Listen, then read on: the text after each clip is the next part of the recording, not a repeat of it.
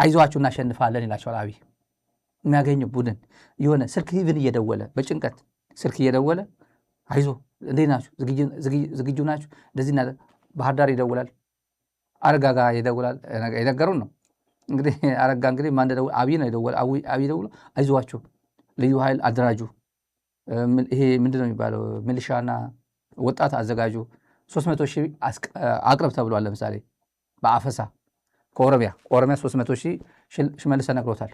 ወጣት ስጠኝ አዲስ የሚገባ ያለ በየክልሉ አምጡ ይላቸዋል። እየደወለው ቶሎ ወጣት ስጡኝ እያላቸው። ለምሳሌ አንድ የደረሰን ወደ ባህር ዳር ደውሏል። ወደ አረጋ ከበደ ደውሎ ይሄን ብሎታል።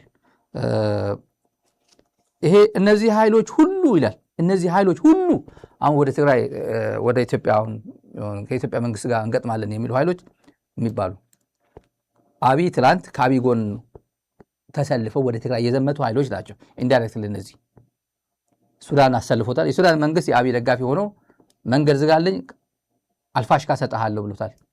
ኤርትራ ነው እንደምታውቁት ነው። የአማራ ኃይሎች ናቸው ጠቅላላ። የአማራ ኃይሎች የሚባል ብዙ ስለሆነ ፋኖ፣ ልዩ ኃይል፣ አድማ በታኝ፣ ሚሊሻ 7 ምናምን መዋቅር ነው። የዚህ ዘብ፣ ተከዘ ዘብ፣ የወልቃይት አስመላሽ ኮሚቴ፣ የራያ አስመላሽ ኮሚቴ በጣም ብዙ ውስብስብ የሆነ ነገር ነው ያሰለፈው። በዛን ሰዓት ወደ ትግራይ ዘመተ ባለ አሁን ከደመቀ ዘውዱ ኦፒዲዮ በስተቀር በሙሉ ወዴት ነው የሚዘምተው? ጨፌ ኦሮሚያ ላይ ነው የሚዘምተው። ብልጽግና ላይ ነው የሚዘምተው። እና ምን ይላል? እነዚህ ኃይሎች ሁሉ አጥፍተን ከዚህ በኋላ ኢትዮጵያ ሰላም ታገኛለች፣ አይዟችሁ ደግሞ እናሸንፋለን፣ ኢትዮጵያ ደግሞ ጌታ አላት፣ ጌታ ይወዳታል ይላቸዋል። ማንን ነው ጌታ የማይወዳት? ሞቃዲሾ ነው ጌታ የማይወደው? ሞቃዲሾ ጌታ የትኛው ጌታ ነው? ጌታ ነው። ኦልማይቲ ጋድ ነው። ኦልማይቲ ጋድ የሁሉም ነው። ለኢትዮጵያ በልዩ ሁኔታ የሚወዳት ምንድን ነው? 42 ጊዜ ስሟ ስለተጠቀሰ መጽሐፍ ቅዱስ ላይ። ሶሪያ ስንት ጊዜ ነው የተጠቀሰችው? ሶሪያን ነው የሚወደው ወይስ እስራኤልን ነው የሚወደው? አሜሪካን ነው የሚወደው? ማን ነው የሚወደው? እስራኤል ይሄ ጌታ የሚባለው። እና እነዚህ ሁሉ አሸንፋለሁ ብለህ ስታስብስ እንዴት ብታስበው ነው? ራስን እንዴት ብታያት ነው? ግዙፉ የኢትዮጵያ ኢኮኖሚ በጥላቻ ታውሮ በተለያየ ፕሮፓጋንዳ በኢሳትም በኦኤምኤንም አጨማልቀ በኢትዮጵያ ቴሌቪዥን በፋና አጨማልቀ ግፋ ብለው ወደ ትግራይ የከተትከው እና ያሰማራኸው ግዙፍ ዊል ኦፍ ዘ ፒፕል አግኝተ የህዝብ ይሁንታ ምናምን አግኝተ የኤሊት የህዝብ እንኳን ባይባል የኤሊት ይሁንታ አግኝተ የገባህበት ጦርነት ግዙፍ ሰራዊት ከጎረቤትም ከምናምን አሰባስበ የገባህበት ጦርነት ትኩስ ኢኮኖሚ ምንም ያልደቀቀ የኢህአዴግ የገነባው ኢኮኖሚ እንጀራ ያልሻገተ ወደ እንትን ድርቆሽ ያልተቀየረ ትኩስ እንጀራ ኢኮኖሚ ይዘ እንዴት ነው ይሄ ነገር አደርጋለሁ? እንዲሁ መከላከያ የሚባለው ኢህአዴግ የገነባው 27 ዓመት ይዘ ያላሸነፍከው ከኢትዮጵያውያን ተጣልተ አሁን ከትግራይ ጋር የተጣላ ይመስለዋል ወይ ከቲዲኤፍ ጋር ከአማራ ፋኖ ጋር ከኦላ ጋር የተጣላ ወይ ከሻዕቢያ ጋር የተጣላ ይመስለዋል። የተጣላው እኮ አዋሬ ዙሪያ ካለው ጭምር 4 ኪሎ ካለው ጭምር እኮ ነው። 100 ሜትር ከቤተ መንግስት ወጣ ሳትል ያለው ህዝብ ከሱ ጋር እኮ የተዋጋው እኮ ክላሽ ስላልያዘ ነው። በእያንዳንዱ ቤት ያለው ጭንቅላት አብይ አህመድ ማለት ምንድን ነው? ሰይጣንም ቢሆን ቢመጣ አብይ የሚሄድበት መንገድ እንዴት ብሎ ነው የሚሄደው እያለ ትላንት አብይ ንገስ አብይ ሲል ነበረ። አሁን ምን እንደምትል አዲስ አበባ እናት አሰማም እንዴ? አክቲንግ የሚያደርጉ ለአክት የተዘጋጁ በየምክክር ኮሚሽኑ የሚታዩ እነሱ መሰለ እንደ ኢትዮጵያ እናት ማለት እኮ እሱ አይደለም እኮ። ኢትዮጵያ እናቶች እኮ የቆሰሉ ትላንት በፑሽ አፕ እዚህ ሚዲያ ላይ ያሳየናት አንዲት የኦሮሞ እናት ፖሊስ እየቀጠቀጠ ፑሽ አፕ ሲያሰራት የነበረ እናት እሷ ናት እኮ ኢትዮጵያ እናት ማለት። በድሮ የምትቀጠቀጠው አባይ እንትን ላይ ሰሜን ደቡብ ወሎ ላይ በድሮን የገደልካቸው መነኮሳት ናቸው ከኢትዮጵያ እናትና አባት ማለት እሱ ነው። እና እነዚህ ኢትዮጵያ ታሸንፋለች፣ ኢትዮጵያ ከዚህ በኋላ ሰላም ታገኛለች። እነዚህ ኃይሎች አሸንፈን ማለት ኢትዮጵያ የትኛው ነች? ኢትዮጵያ ትግራይ ነች? ትግራይ የሌለችበት ኢትዮጵያ ነች? አማራ ህዝብ የሌለበት ኢትዮጵያ ነው? የኦሮሞ ህዝብ የሌለበት ኢትዮጵያ ነው? የአፋር ህዝብ፣ የበርታ ህዝብ፣ የቤንሻንጉል ጉሙዝ ህዝብ፣ የሶማሌ ህዝብ የሌለበት ነው? አጠቃላይ ኢትዮጵያ ምድር ላይ ካሉ ለምሳሌ ወታደራዊ ኃይሎች ጋር ያለው እነዚህን የጠቀስኩ ሌሎችም አሉ። እነዚህ የሌሉበት ኢትዮጵያ የትኛው ኢትዮጵያ ነች? 4 ኪሎ አይደለም እኮ። ኢትዮጵያ ማለት ግዙፍ ነው፣ ትልቅ ነው። የጂኦግራፊ ይታወቃል ኢትዮጵያ ማለት። ይሄ ኢትዮጵያ አትፈርስ ማለት 4 ስልጣኔ ማለት ነው። ስልጣኔያት እና ብልጽግና ማንም አያሸንፈንም እነዚህን ካሸነፍን ይላል። ከዚህ በኋላ ተኝተን እናድራለን። እድሜ ልካችን ብልጽግና የኢትዮጵያ ገዢ ሆኖ እድሜ ልኩ ኢትዮጵያን እያንቀጠቀጠ ይኖራል። ከዚህ በኋላ ጁንታን አሸንፎ ሻዕቢያን አሸንፎ ምናምን ተኝተን እናድራለን ነው የሚላቸው። ህልሙ እኮ እንደዛ እኮ ከእምነት ጋር የተያዘ ነው። ከእምነት ጋር የተያዘ ነው። ግን በጋራ ስንሆን ማለት በጋራ ስንሆን ይላል። በጋራ ስንሆን እናሸንፋለን ይላል። ቁጥራን ጠላት የኢትዮጵያን ቁጥራን ጠላት አሁን ብልጽግና ነው። አሁን ካቴጎሪካሊ ክሊር ነው። በቃ ማንም ለክርክርም የሚቀርብ አይደለም። ዌል ዲፋይንድ ነው። የኢትዮጵያ ጠላት ብልጽግና ነው። ብልጽግና ከተወገደ በኋላ ቁጭ ብሎ ሰከን ብሎ ተመስገን አልሐምዱሊላህ ብሎ ቁጭ ብሎ መነጋገር የሚችልበት እድል ነው የሚፈጥረው። ሀገራዊ ምክክር ብለ ገንዘብ የምታባክንበት በቦክስ እዛ የምትቧቆስበት ጊዜ ዋጋ የለውም። ቀልድ መሆኑን ይገባናል። ኢትዮጵያ ህዝብ ይገባል። አብይ የታለ ካልኳችሁ ጋር ትንሽ በቪዲዮ አስደግፈን ደግሞ ልንገራችሁ። ከሚዲያ መራቅ ለአብይ ማለት ከባድ ነው። ከሚዲያ መራቅ ሱስ ነው። እውነቴን ነው። አንዳንዱ ሱስ ነው። ልጆች እኮ ያውን ቴሌፎን ይዛችሁ አይደል? ቴሌፎን ሰጥታችሁ ነው ቁርስ የሚበሉት ምሳ የሚበሉት ጌም ምናምን ያለው። አሁን ሱሰኛ ህፃናት ጭምር ተፈጥሯል። አብይ የሚዲያ ሱስ አለበት። የካሜራ ሱስ አለበት። እቺ እዚህ ጋር አድርጎ ካሜራ ጋዜጠኛ አድርጎ ጀምር ከተባለ እንደዚህ አይነት አድርጎ በቃ ጀምር። አሁን ጋዜጠኛ ምንም ነገር የለም። አሁን የለም። የታል ጦርነት የተዘጋጀ ነው። አያስፈልግም። የት ምን እንዳደረገ እኔ አውቃለሁ። አንዳንድ መረጃ ደርሶ ግን አያስፈልግም። ስለማያስፈልግም የተዘጋጀ ነው። ግን እና ኢቢሲ ፋና የድሮ ቪዲዮዎቹን ይጠቀማሉ። ጥርጥር የለውም ኢትዮጵያ ታሸንፋለች። ጥርጥር የለውም ኢትዮጵያ ሁሌ ተዘግታ አትኖርም። ቀይ ባህር የለው ኢትዮጵያ ምንም ይላል። ምንድን ነው ቀይ ባህር ምን ነው ጠላት ራስ እየጋበዝክ ነው የሚሉ ወገኖች ሊኖሩ ይችላሉ። ምንድን ነው አብቹ እዚህ ኤርትራ ዝም ብለህ እየጋበዝከው እኮ ነው እና የግድ ነው አይቀሬ ነው እና ይሄ ጦርነት እየመጣውብህ ነው እና ቀይ ባህር እያልኩኝ በሚዲያዎቼ በሙሉ ፕሮፓጋንዳ እየነፋው ነው እና ኦልሬዲ ና መምጣት መቅረት የለብን ና እያልከው እኮ ነው። ትንሽ ኤርትራ እንኳን ትንሽ ለዘብ አታደርገውም ነበር? እዚህ ከአካባቢ ያለው የኢትዮጵያ ኃይሎች የውስጥ ኃይሎች እንኳን አይበቁም ነበር የሚሉ የዋሆች ይኖራሉ። ለምንድን ነው ቀይ ባህር የሚለው ቢባል እንዲሁ ምናልባት መሀል ላይ አልጀርስ የሚባል ፕሪቶሪያ የሚባል መሀል ላይ እንዲመጣ ነው። ጦርነት ከጀመርኩኝ በኋላ ኮፊል ካመት ተኮርሜ ካመት ምናምን ይባላል። ቁጭ ብለህም ተከራምተም ዝም ብለህ በቃ ሁሉም ሞት ነው። አማራጭ የለው ጉዳይ ነው የገጠመው አብይ አህመድ። አማራጭ የለው። ቢቆምም ቁጭ ቢልም ያው ነው። ሞት ነው። ስለዚህ ምን ልበል መሞቴ ካልቀረማ ከፍ ላድርገው ስኬሉን ከፍ አድርጌ ለቀይ ባህር ብዬ ወደቅኩ እንድል ቀይ ባህር ብዬ ፕሮፓጋንዳ ልንፋ ነው። እንደዛ ነው። ቀይ ባህር ያው አብይ አህመድ ቀይ ባህር ይገባል ወይ አቅም አለው ወይ እሱ እሱ እኔ አብይ ራሱ ነው የሚያውቀው። በዋነኝነት የጦር ኃይሎች አዛዥ አይደለም፣ ራሱ ነው የሚያውቀው። እዚህ ላይ ቁጭ ብሎ ፕላን እያወጣ ባለበት ሰዓት ትንሽ ወደኋላ እንሂድ። ትንሽ ወደኋላ እናስታውሰው። ይሄ ሰውዬ ኤርትራ ለምን ትግራይ ገባች ወደሚለው ወደኋላ በቪዲዮ እናቀራብረዋለን። ማለት ከአንደበት ምንም ሳያስፈልግ በቪዲዮ እናቀራብረዋለን።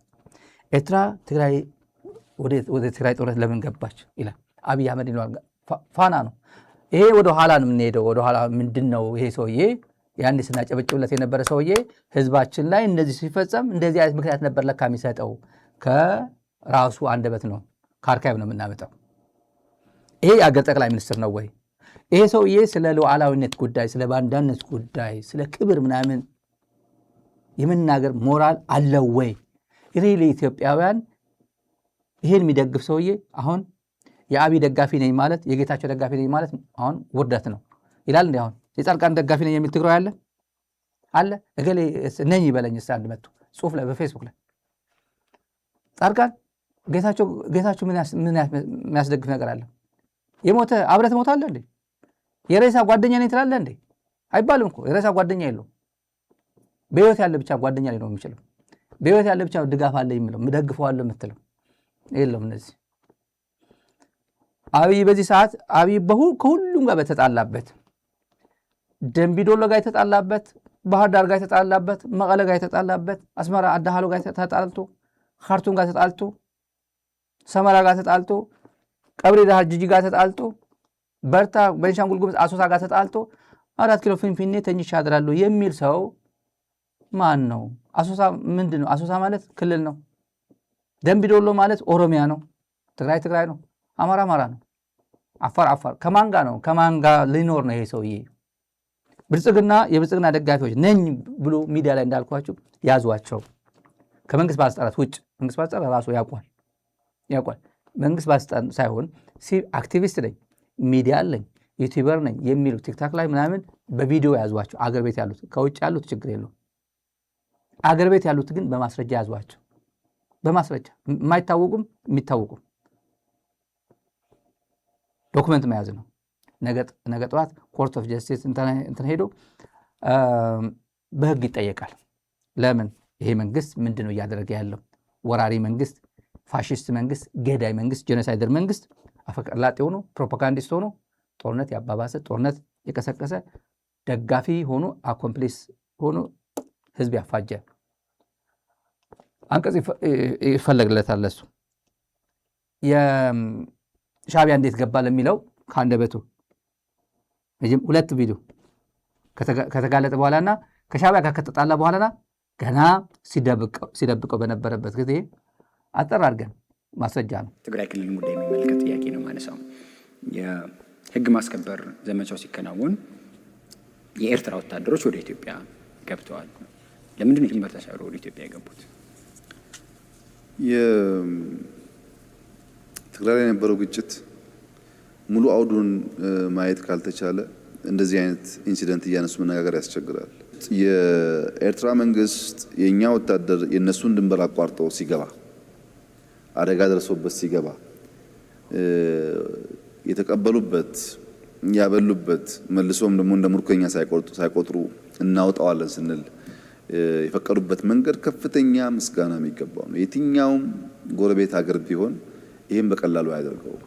የኤርትራ መንግስት ከኢትዮጵያ ህዝብና መንግስት ጋር ቆሞ የኛ ወታደር ጥቃት ሲደርስበት አብሮ የቆመበትን ጊዜ በከፍተኛ አድናቆትና ክብር ነው የምናየው። ይሄ መቼም ታሪክ የሚሽረው ጉዳይ አይደለም።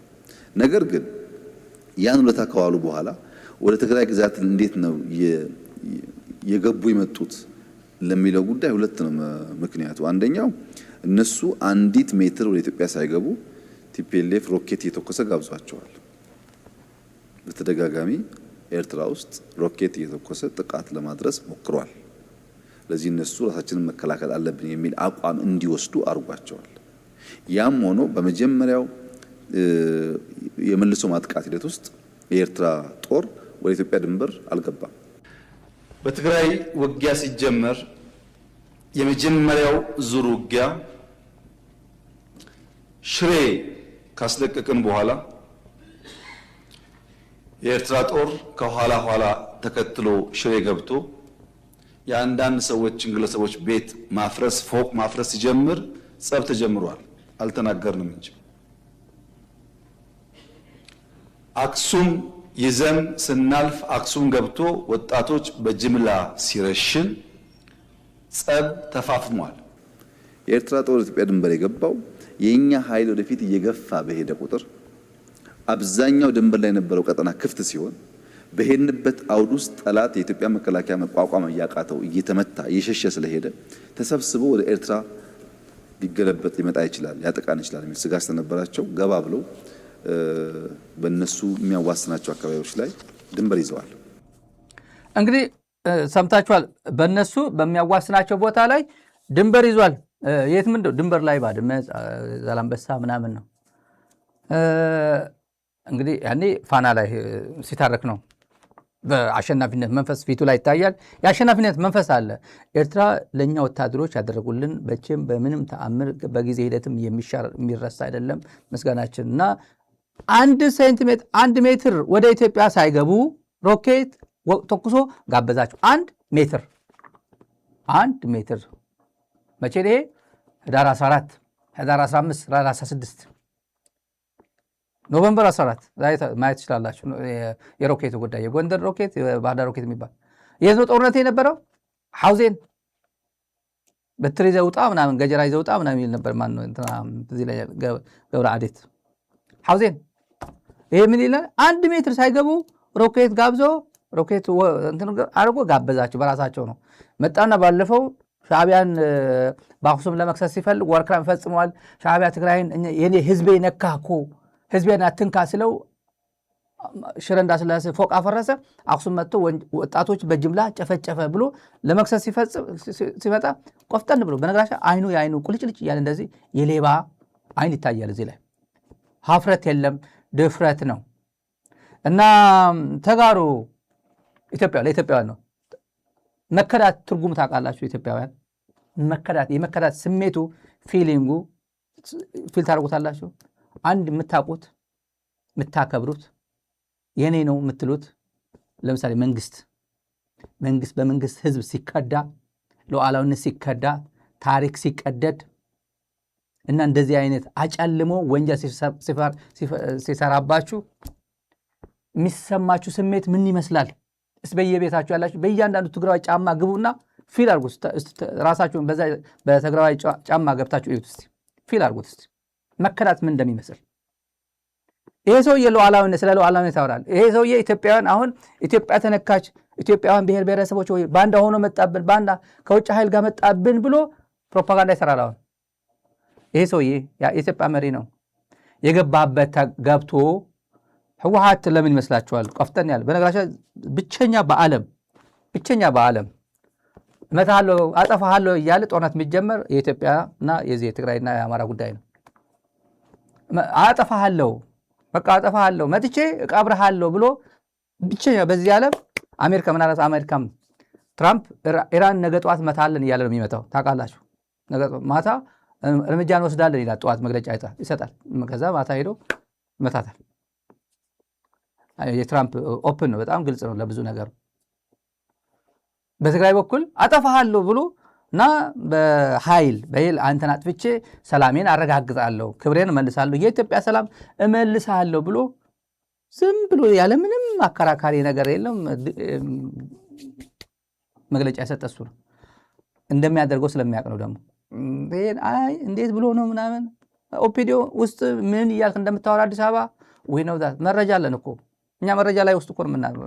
መረጃ ውስጥ እኮ ነው የምናደርገው። ከእናንተ ብናጣ ከትግራይ እናገኛለን፣ ከትግራይ ብናጣ ከአስመራ እናገኛለን፣ ከእናንተ ብናጣ ከደምቢዶሎ እናገኛለን፣ ከፋኖ እናገኛለን።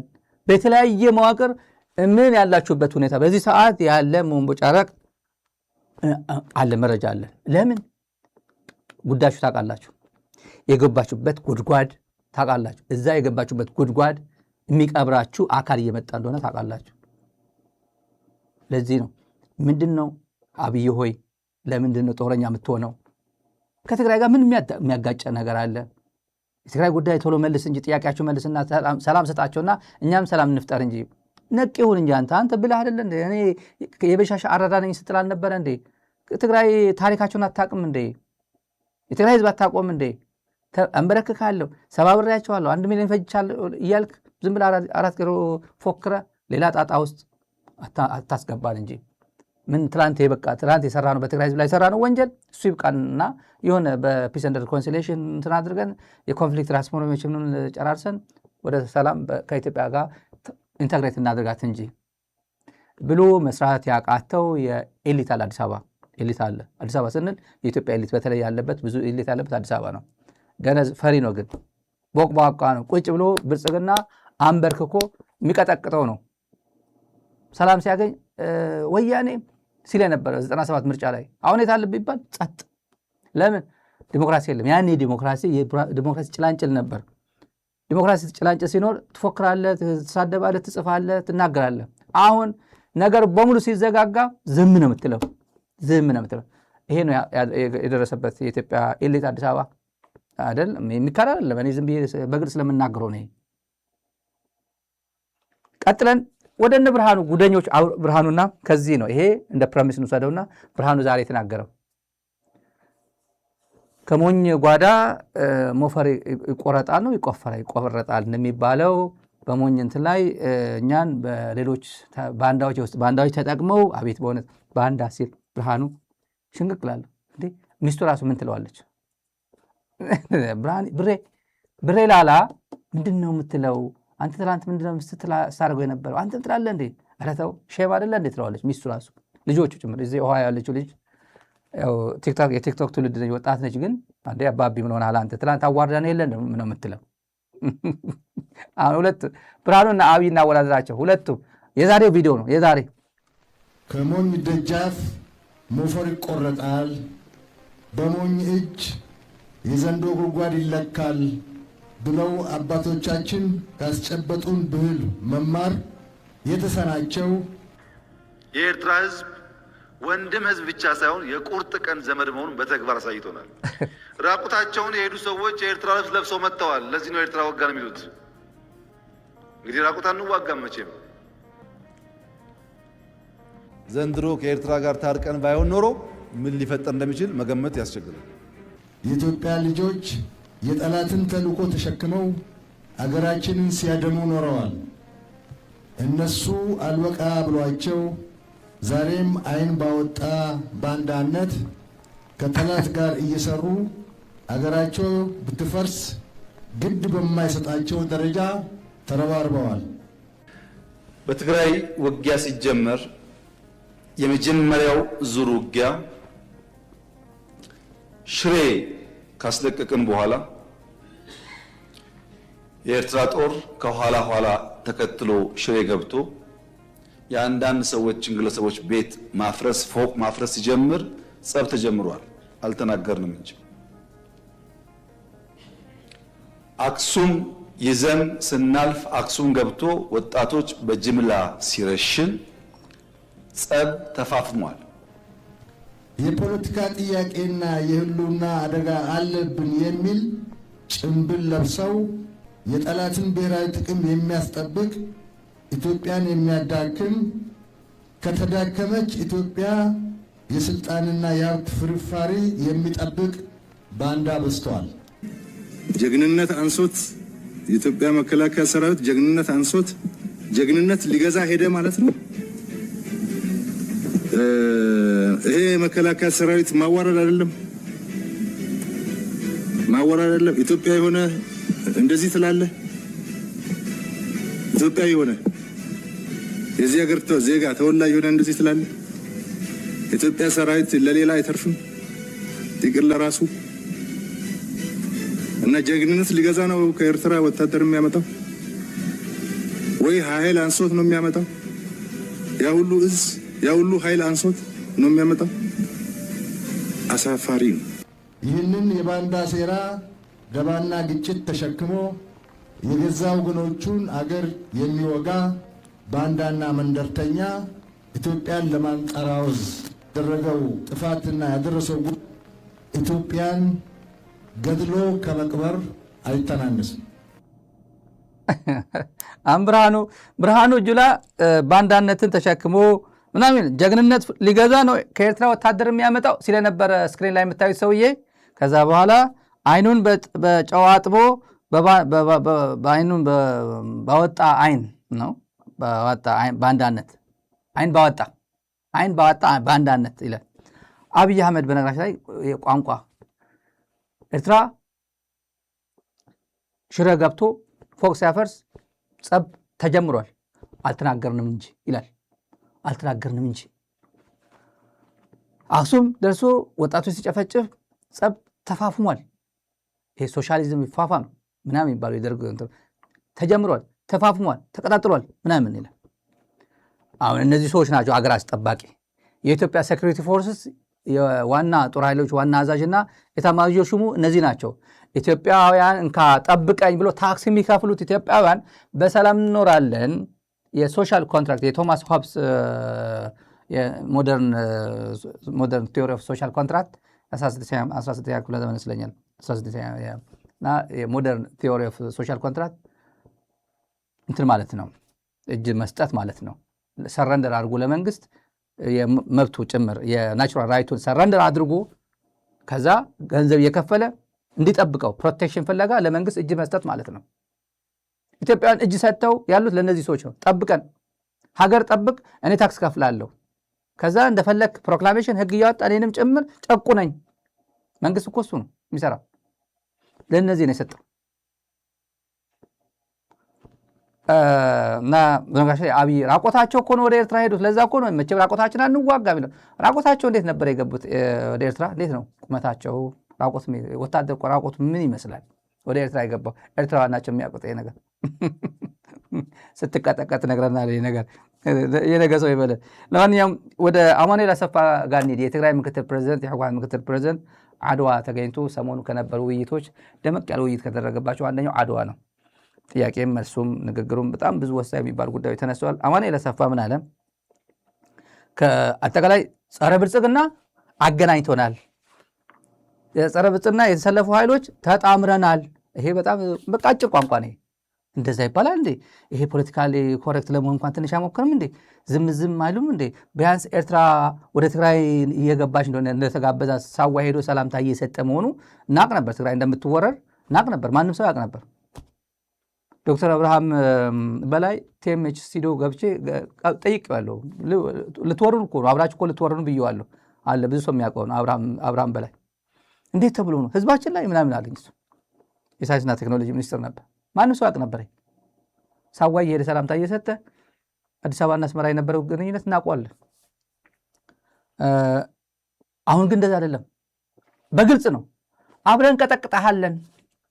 ከማን ኤርትራ ላሉ ጸረ ብልጽግና ከተሰለፉ ኃይሎች ጋር እንቀጠቅጠሃለን። አማራ ተሰልፏል፣ የኦሮሞ ተሰልፏል፣ እንቀጠቅጠሃለን። ለህልውናችን የጋራ ሁሉና ችግር ገጥሞናል። የጋራ መኖር ነው የምንፈልገው። ለመኖር ደግሞ ሁሉም ነገር ይደረጋል። ባህር ውስጥ የገባ ሰው ባህር ውስጥ መዋኘት የማይችል ባህር ውስጥ የገባ የሰርቫይቫል ጉዳይ የገጠመው ሰው እስቲ የምታስታውሱ ሰው አጠገብ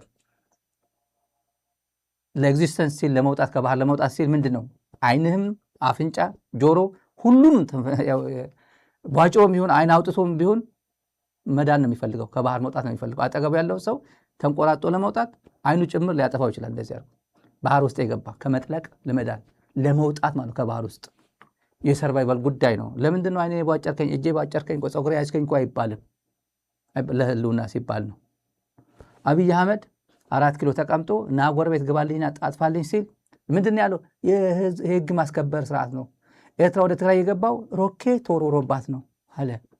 አሁን ምክንያት አያስፈልጋትም ኤርትራ። ለምን በየቀኑ ኢቲቪ በአፋን ኦሮሞ፣ በአፋን አማርኛ፣ በትግርኛ በማያውቁ እኔ ይሄ ጣሊያንኛ ነው የማላውቀው ቋንቋ ማለት ፖርቹጊዝ ሲሆን የሆነ ቋንቋም እየመጣሉ ልጆች ፈልፈላ ትላንት የተወለዱ ፖለቲካ ምናምን የማይገባቸው ተናገሩ ቋንቋ ስለቻሉ ብቻ ያመጧቸዋል። ፋና ኢቲቪ ላይ እናያቸዋለን፣ ሶሻል ሚዲያ ላይ።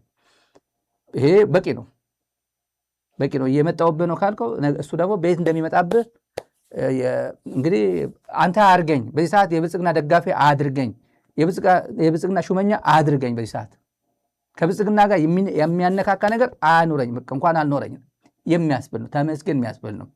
ሲቀጣ አይቀጠው ቅጣት ነው የምትቀጣው።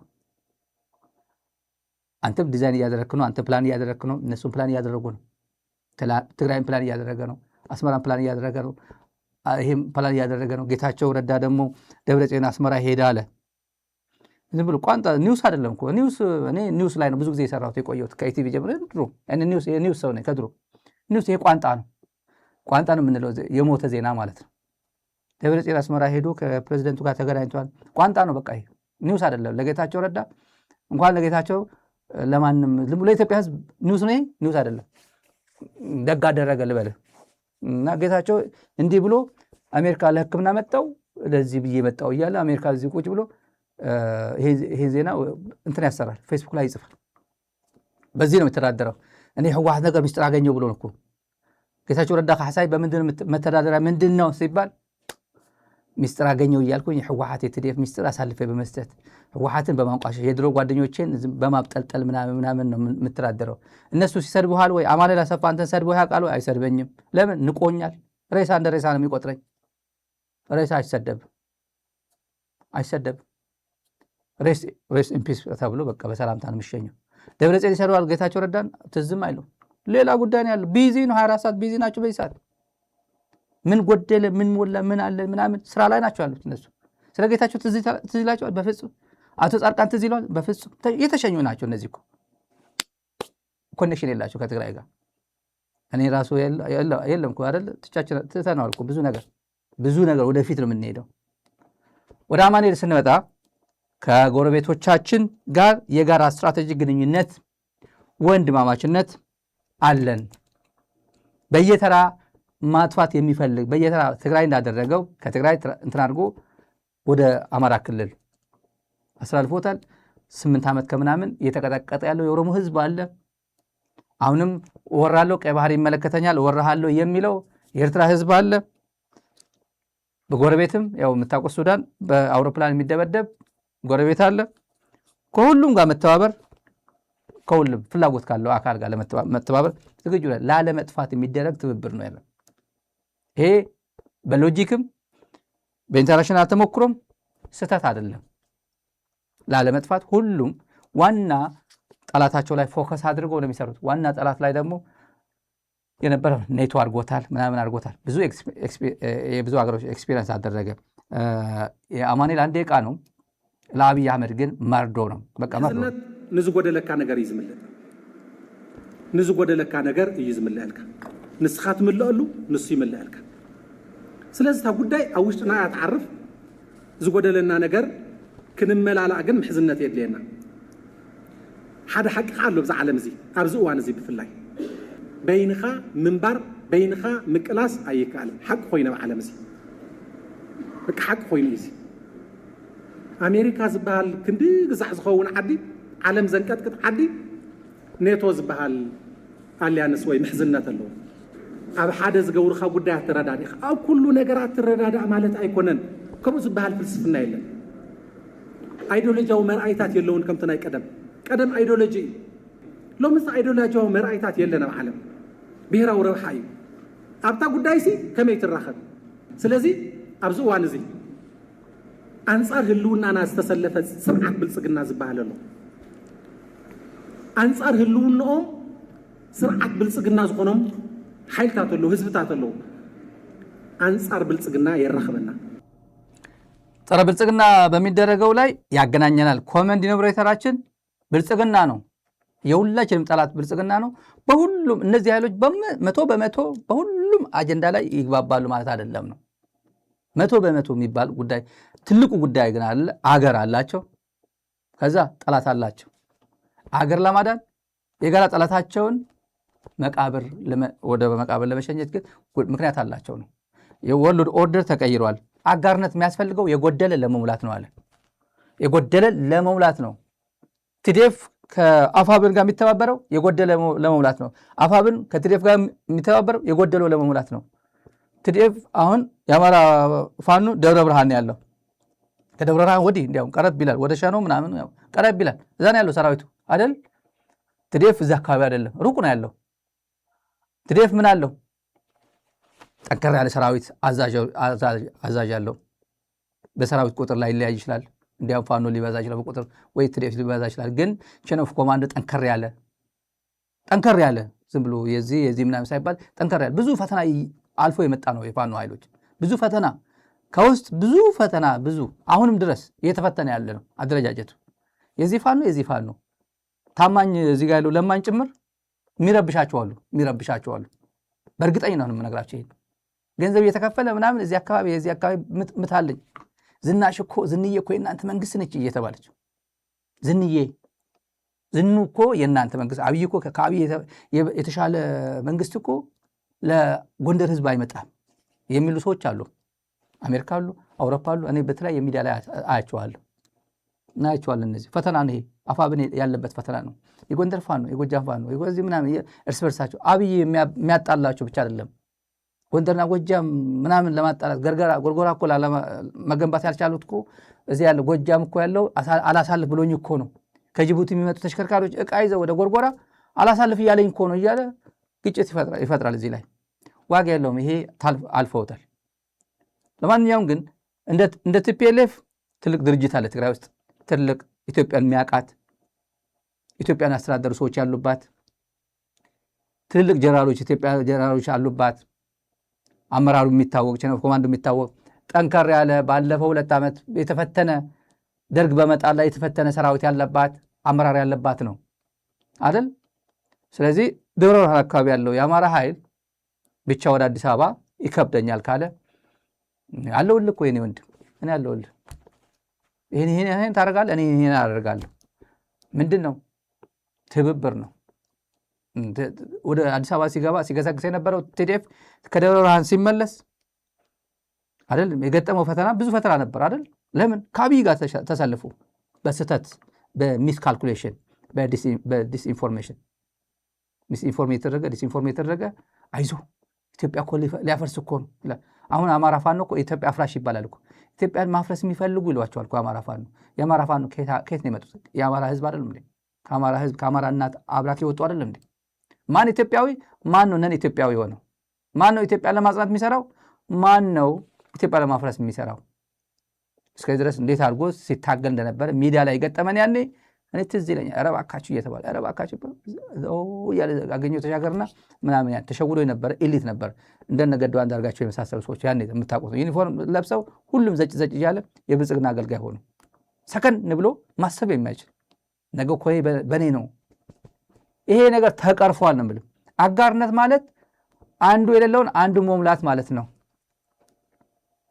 አንተ ታንክ ሲኖርህ አንተ ጸረ ታንክ ይኖርሃል፣ አንደኛው ጸረ ታንክ ይኖራል። አንዱ ሚግ ሲኖረው አንዱ ጸረ ሚግ ይኖረዋል።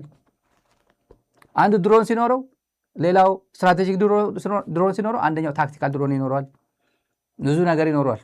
አዲስ አበባ የሚጓዝ መሄድ የሚችል ድሮን ይኖረዋል። አንደኛው ደግሞ ደሴ አካባቢ የሚቃኝ ድሮን ይኖረዋል። አንደኛው ምሽግ አካባቢ የሚቃኝ ድሮን ይኖረዋል። ጸረ ድሮን ይኖረዋል። ትብብር ማለት እሱ ነው። አብይ እኮ ብዙ ነገር ይላል። ይሄ ነገር ድሮን ሲባል የኢትዮጵያ ወታደር በድሮን ያልተመታ ሰራዊት የኢትዮጵያ ሰራዊት ብቻ ነው። በኢትዮጵያ ምንም ማያውቀው ትግራይ በድሮን ያውቃል። ድሮን ምሽግ ላይ ድሮን ሲወድቅ ሲሰዋ አይቷል። ያውቃል። የድሮን ድምፅ ምን እንደሚመስል ያውቃል።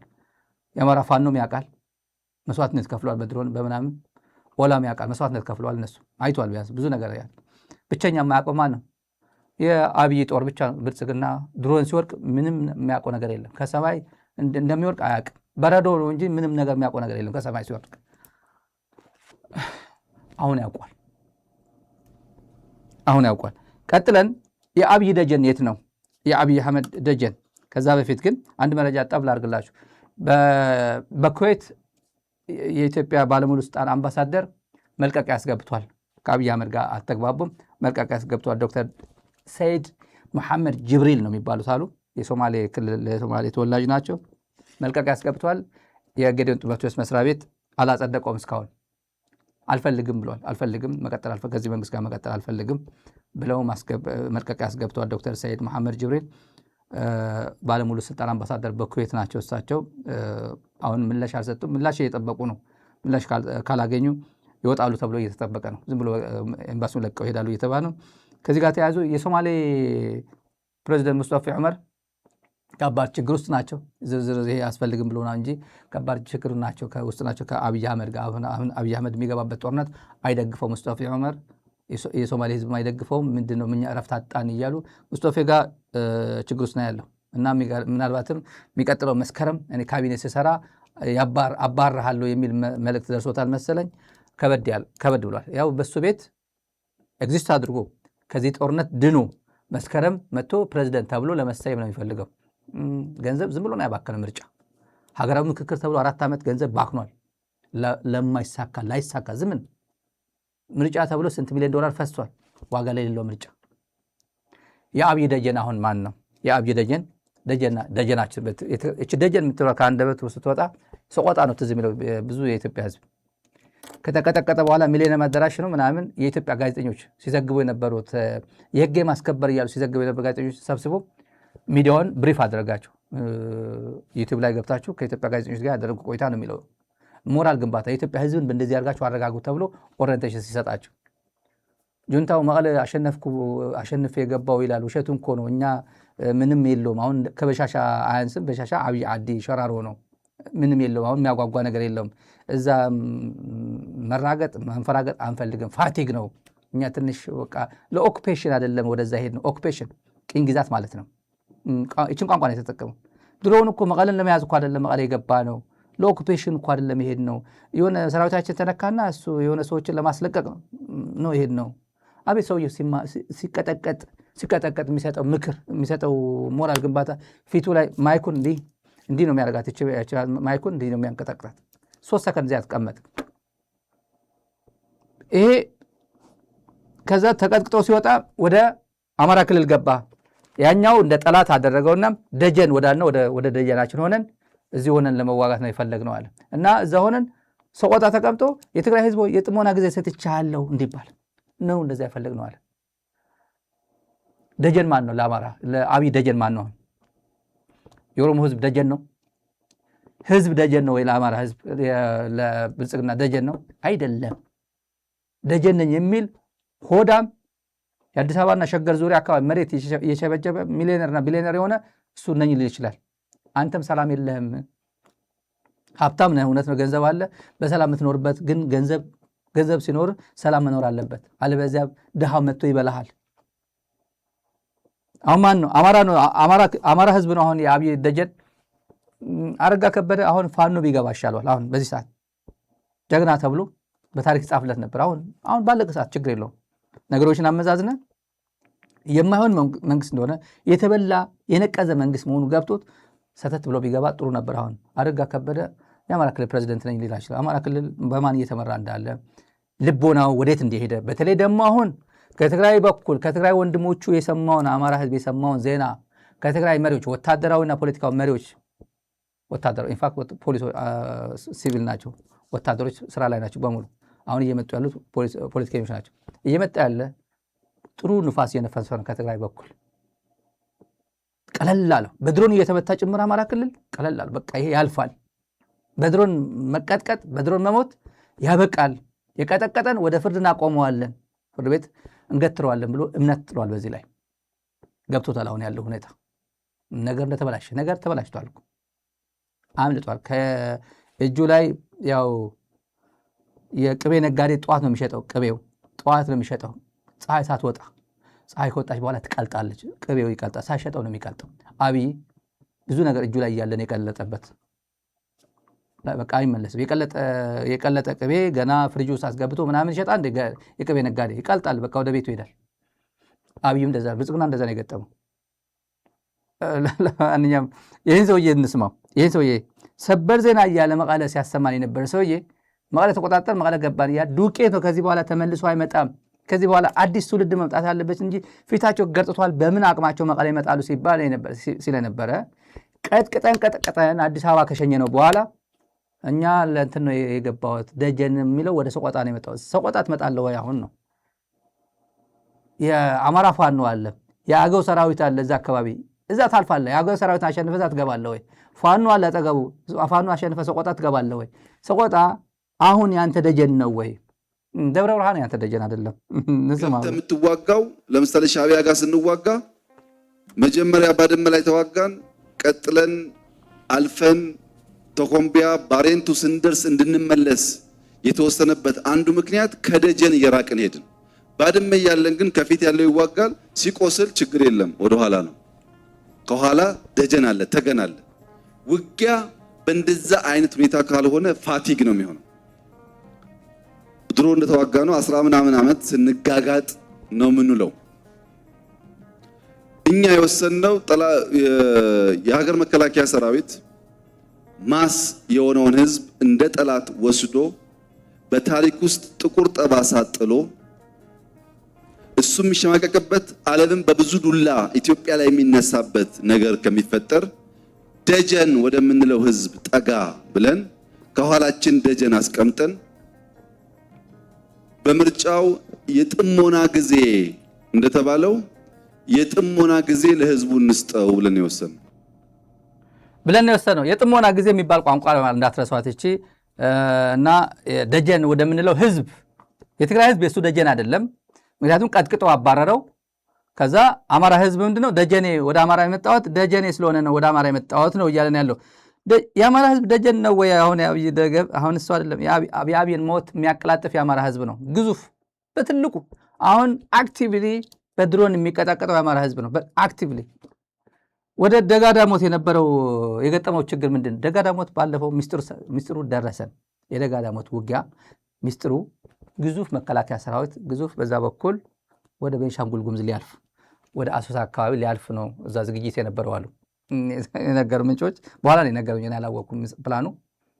በዛ እለፍ ተብሎ ወደ ቤንሻንጉል ሊያልፍ መሀል ላይ በቃ አፈርድሜ ያበላው እዛው ልጆቹ ማለት የአማራ ልጆች እዛው አገኙት። እዚህማ አታልፍ፣ በዚህማ እንትን አታደርግም ብለው ጮቄ ተራራ በሚል ምክንያት ነው የተጀመረው፣ ግን ሌላ ነው አሉ ፕላን የነበረው ብልጽግና በዛ በኩል ሾልኮ በጎጃም ሾልኮ ቤንሻንጉል ጉሙዝ ለመግባት ነበር እና ከባድ ነው የደረሰበት። በቃ በዝርዝሩ ለማንኛውም የደጀን የሚባለው ጉዳይ እውነት ነው። የባረንቱ ጉዳይ እኛ ሻዕቢያ እንትን የተመለስ ነው ርቀን ስለሆነ ነው። ይሄ 12 ቀን ሆኖ እኮ ነው። አቶ መለስ ዜናዊ ከዚህ በኋላ ድንበራችን አስከብረናል ከባረንቱ ሰራዊት ተመለስ ተብሎ ዲክሌር ተደርጎ እነ ክሊንተን ምናምን ተደርጎ ሲመለስ ብዙ ምክንያቶች ናሉ። ለምን ተመለስን? ለምን እዛው አልነበርንም? ወደ ሳህላን ሜዳ አልነበርንም? እነ ስዬ አብርሃ የሚፎክሩት እነ ገብሩ አስራት የሚፎክሩት ብዙና እኛ የሰው ሀገር አይደለም እንደዚህ አይደለም የምንወራው ጉዳያችን እዚህ አካባቢ ነበር ጨርሰናል። እንመለስ የነበረው ክርክር ታውቁታላችሁ። ይሄ ሰውዬ ምንድነው እኛ ከባረንቱ የተመለስነው ከባድመ ራቅ ስላልን ነው አለ እና ከህዝባችን ራቅ አለ። ህዝባችን ምግብ ምናምን ያደርሰን ነበር፣ እዛ ስንሄድ ግን ሰው አጣን። ለዚህ ነውና መሀል ከተማ ውስጥ መሀል ትግራይ ውስጥ ምግብ የሚያቀብለን ስለሌለ ደጀን ወደምንለው ሰቆጣ ገባን ነው የሚለው ይሄ ሰውዬ። ምክንያቱም በእውነት ራሽናላይዝ ሲያደርግና ፕሬሚስ ደርድሮ ወደ ኮንክሉዥን የሄደበት አስደናቂ ነው ይሄ ጭንቅላት። በቃ ወርልድ ክላስ ጭንቅላት ማለት እንደዚህ አይነት ነው። ኢትዮጵያውያን እንደዚህ አጭበርብሬ ስልጣን ላይ ቆያለሁ እና የተሸነፊነት መንፈስ አረጋጓለሁ። ለካ አብቹ አልተሸነፈም። ለካ የብልጽግና ጦር ለካ አልተሸነፈም። 7 ክፍለ ጦር እዛ የተደመሰሰው ለካ ውሸት ነው። ለካ አልተደመሰሰም። ልማደኞች ናቸው፣ ይዋሻሉ ያለበት ባጫ ደበሌ ኃይለ ገብረስላሴ ሩጫ የተባለበት ዘመን ነው። ይሄ የተባለበት ዘመን ነው። አንድ እውነት የተናገረው አለ። ከህዝብ ጋር የሚደረግ ጦርነት ሁሌ ጎጎንን ህዝቡ ጎጎን ነው። የትግራይ ሰራዊት ወደ ደብረ ብርሃን ሲደርስ የደረቀ ዳቦ አላማጣ መቀሌ የተጋገረ በሶስተኛው ቀን 4ኛ ቀን ነበር ደብረ ብርሃን ሲደርስ ነበር። ሻክቱ ምናምን ከዛ ደረቅና በውሃ እንትን እያደረጉ ነበር የሚበሉት የቲዴፍ ታጋዮች በውሃ እንትን እያደረጉ ሻገተ ጭምር። ዘ ኦንሊ ቲንግ ከአማራ ክልል ሲያገኝ የነበረው ውሃ ነው። የአማራ እናት ውሃ ቲዴፍ የቲዴፍ እናት ማየ ውሃ ስጭኝ ሲል የአማራ እናት ጥርት አድርጋ በብርጭቆ ሰጠዋለች። ይሄ እኮ ሰው ኖቲስ የማያደርገው እኮ ነው። አማራ ክልል ቲዴፍ አማራ ክልል ሲገባ የአማራ ህዝብ እንደ ጠላት አድርጎ እንደተቀበለው አድርጎ አማራ ህዝብ ሆ ብሎ ገጠመው ይላል። እንደምን ብሎ ሆ ብሎ ይገጥማል? ቲዴፍ ከትግራይ ውሃ እያመጣ ነበር እንደ አማራ ክልል የሚዋጋው። እስከ ደብረ ብርሃን የሄደ እኮ የአማራ ክልል እናት አምኖ መርዝ አትሰጠኝ ምንም አታረገኝም ብሎ ማየ ውሃ ስጡኝ እያለ እኮ በብርጭቆ ውሃ እያጠጣችሁ እኮ ደብረ ብርሃን የደረሰው እኮ ተማምኖ በአማራ እናት እኔን አትመርዘኝም ብሎ እኮ ነው። እና ውሃ በጀሪካን ወይ ውሃ ቦቴ ነው ከትግራይ እየመጣ ውሃ ያጠጣው የትግራይ ሰራዊት። ይህ ሁሉ ሰራዊት ብዙ ሰው ኖቲስ ማድረገው ይሄንን ነው። የአማራ ፋኖ የአማራ ምልሻ ይሄ ብልጽግና ያሰማራው እዛ ይዋጋል ከቲዴፍ ጋር። የአማራ እናት ግን ውሃ ትሰጠው ነበር። ውሃ ትሰጠው እንጀራ ባይጠይቃትም ምክንያቱም ብስኩት ምናምን ይበላል ይሄ ዳቦ። ውሃ ግን ትሰጣው ነበር። እሱ አንድ ነገር የተናገረው እሱ ነው። ከራቅ ስትል ብዙ ነገር ያቀርብላት። ትኩስ እንጀራም ሊያቀርብልህ ይችላል አንዳንድ ቦታ ላይ። አሁን ብልጽግና እንዴት ነው የሚሆነው ጉዳዩ? አሁን ዞሮ ዘረን ብልጽግና እንዴት ነው የምትሆነው? ቁመና ምን ደረጃ ላይ ነው ያለው? አንተ ቶርቶራ ነው ይሄ የተበላሸ ቶርቶራ ታውቃላችሁ? የተበላሸ በቆሎ ነው። በቆሎ በሰዓቱ ካልተሰበሰበ ሰብል ካልተሰበሰበ ይወድቅና መሬት ላይ ይወድቅና እዛው ይበሰብሳል፣ እዛው ይበቅላል። ምንም አይሆንም። ገበያ ሸጥ ምናልባት ለአረቄ ለጠጅ ምናምን ነው የሚሆነው። ቶርቶራ ነው ብልጽግና በሰዓት ምንም ቁም ነገር የለውም። ቁም ነገር ሰራዊት ነኝ ሀገር አስጠብቃለሁ ምናምን የምትልበት ደረጃ ላይ አይደለም። ተረባርቧል። የኢትዮጵያ ህዝብ ተረባርቧል። ሚዲያዎቹን ተመልከቱት። ትግራይ ላይ ጦርነት ሲቀሰቅስ አብይ አህመድ የገጠመው ችግር በዛ የነበረው ድጋፍ የሚዲያ ድጋፍ ኢሳት የሚባል ምናምን የሚባል የነበረው ሚዲያ ተመልከቱታል አለ። እንዲያው ከኢትዮጵያ ቴሌቪዥንና ከፋና በስተቀር እነሱን የኢትዮጵያ ህዝብ ለቃቅሞ ነገ ጠዋት ፍርድ ቤት ይገትራቸዋል። በሙሉ በቪዲዮ በፎቶ እያዝናቸው ነው። ጋዜጠኝነት ሌላ፣ ፕሮፓጋንዲስት መሆን ሌላ ነው። ጦርነት ማዋለድ ሌላ ነው፣ ጋዜጠኝነት ሌላ ነው። እኔ ጋዜጠኛ ነበርኩኝ እኮ እንጀራ ሆኖብኝ እኮ ነው የልጅ አባት ነኝ የልጅ እናት ነኝ ምናምን እንደዛ የሚባል ነገር የለም። ኢን ዘ ኤክስፐንስ ኦፍ ዘ ፒፕል ኦፍ ኢትዮጵያ አንተ እንጀራ ይበላሉ እንጀራን አታበስልም ኢትዮጵያ ቴሌቪዥን ላይ ተቀምጠ አታደርጎም እሱ። ሌላው ግን ተመልከቱ ሁሉም አገነስ ብልጽግና ከትንንሽ ዩቲዩበር ዋጋ የሌላቸው ዩቲዩበርስ አሉ አዲስ አበባ ብልጽግና የሚቀልባቸው ከነሱ በስተቀር ማለት ነው። እነሱ ደግሞ አብዛኞቹ ውጭ ናቸው የሚኖሩት። ውልቅ ብልት አድርገው ይወጣሉ። እነሱ ችግር የለባቸውም ውጭ ናቸው ያሉት የውጭ ዜጎች ናቸው። ለእንጀራ ብቻ አዲስ አበባ የገቡ ናቸው እነዚህ። አዲስ አበባ ተቀምጦ ግን የብልጽግና አክቲቪስት ነኝ የሚል ዩቲዩብ ላይ ሚዲያ ላይ ቴሌቪዥን ቁጭ ብሎ የሚሰራ የግል ቴሌቪዥን ተመልከቷል። ብልጽግና ፈንድ ማድረጋቸው ልክ እንደ ኤንቢሲ ኢትዮጵያ የሚባለው የብልጽግና ነው። እሱን ተውት። እነ ብሩክ ከበደን ተዋቸው። ብሩክ ከበደን ተዋቸው። የፍትህ ጊዜ ይመጣል። እንደ ኢህአዴግ ጊዜ ማሊያን ቀይሮ እንደገና መጣው እኮ እኔ እኮ ትላንት ኢህአዴግ ብአዴን ነበርኩኝ መታወቂያ የሚያለሱልኝና ብአዴን ልሆን ዘመነ ካሴ በቃ አባል ልሆን የምትለው ይመስላል። እንደ ብሩክ ከበደ ግዙፍ ነው ሰውነቱ፣ ግዙፍ ነው የምታውቁት ነው። 3-4 ሰው ነው የሚያክለው። በሞያሌ የምትሄደው በቦሌ የምትሄደው እናያለን። ፍትህ ግን ይፈልጋል። ኢትዮጵያ ህዝብ ፍትህ ይፈልጋል። ቀጥለን ከሱ ጋር ከአብይ ሳንወጣ እንደ ምርቃት ልውሰዷት። ጠላት ተሸንፎ አያውቅም፣ ሁሌ አሸናፊ ነው ብሎ እንዲሁ ተሸንፍን እንዳትሉ እባካችሁ ይላቸዋል ጋዜጠኞች። የኢትዮጵያ ህዝብ ተሸንፈናል እንዴ? ባጫ ደበሌ ጠቅላላ የኢትዮጵያ ሰራዊት ማለት እኮ ነው ያለ ገብረ ስላሴ ፎቶሾፒንግ ሰሩትና ምናምን ያለበት እንደ ምርቃት ነው። ከአብይ አንደበት ምን ነበር ለኢትዮጵያ ጋዜጠኞች የነገራቸው ምክር? እባካችሁ አትሸወዱ እንጂ ጁንታ የሚሰጣችሁ መረጃ አትመኑ፣ እኔን እመኑኝ ያለበት ነው። ትጥቃችን ተይዟል፣ ወታደራችን ተይዞብናል፣ ሰዎች ህግ ጥሰዋል ነው የነበረው እንጂ መቀሌን ነፃ እናውጣ ብለን አልነበረም። ይሄን ነው እንደ ሄድንበት ጊዜ የሚያጓጓን ነገር የለው። አንደኛ ኦኩፔሽን አይደለም አላማችን። ጠላት አሸንፌ መትቼ ነው ያስኩት ይላል። ተሸንፈን ነው ወይ የሚል ጭንቀት ያለባቸው ሰዎችም ይታያሉ እዚህም እዚያም። ጠላት በነገራችን ላይ ተሸንፎ አያውቅም። እኛ መቀሌ ስንገባ እኮ አንድ ሳምንት እንድንዝናናበት ፈቅደውልን የገባ ነው እንጂ ተሸንፎ አይደለም። የጠላትን የተዛባ ዜና የማባዛት የማድረስና የወገንን የማራከስ በሽታ ልክ እንደ ኮሮና ነው እኛ ውስጥ ያለ። ምን ይባል ተረት አለ በትግርኛም ባራሲያ ዘይወገ መስልዋ አብ ቦኽራ ትሸይልና ይላል። ባሪያ ማለት ይሄ የድሮ ነገስታት ድሮ አላሉ ገጠር ቤት ወፍጮ የሚፈጩ ብዙ ሰው ያው ይሄ ጭሰኛ ይሄ ድሮ መጥፎ ጊዜ የሚባለው የባሪያ ንግድ በነበረበት ጊዜ ነውና ባሪያ ይላል ተረት አለ ተረትና ምሳሌ ነው። ባሪያ የማይነጋ መስሏት ቋት ላይ ትጸዳዳለች ነው የሚባለው። ቋት እህል ተናርጎ የሚሰበሰብበት ትጸዳዳለች። ጠዋት መታ እዛው እንትን ታደርጓለች እኮ ራሷን የምትጠቀምበት። ቋቱ ግን የማይነጋ መስሏት ወደ ሽንት ቤት መሄድ ሲገባት እዛው ቋት ማንም አያየኝም ብላ ማለት። ለዚህ ሁሉ ችግር ብልጽግና የደረሰበት ኤርትራ ባትኖር ኖሮ እኮ እነሱ እኮ ዩኒፎርም ለብሰን እኮ ነው የመጣ ነው እኮ ያለው ሰውዬ ነው።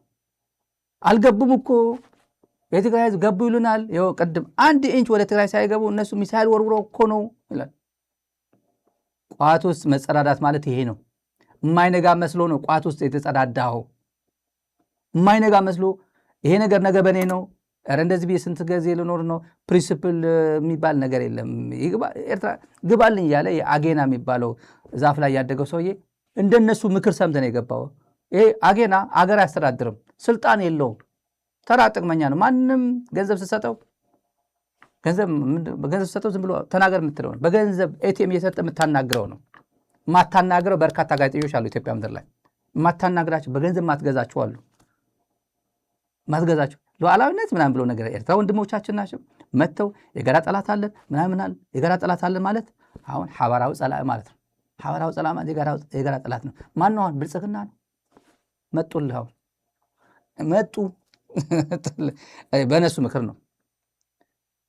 በእነሱ ምክር ቀጣይ የምትወለደው ኢትዮጵያ ምድር ላይ ቀጣይ የምትወለደው የሀገረ ምክክር ጉዳይ ዜና ጠንከር እያለ ነው።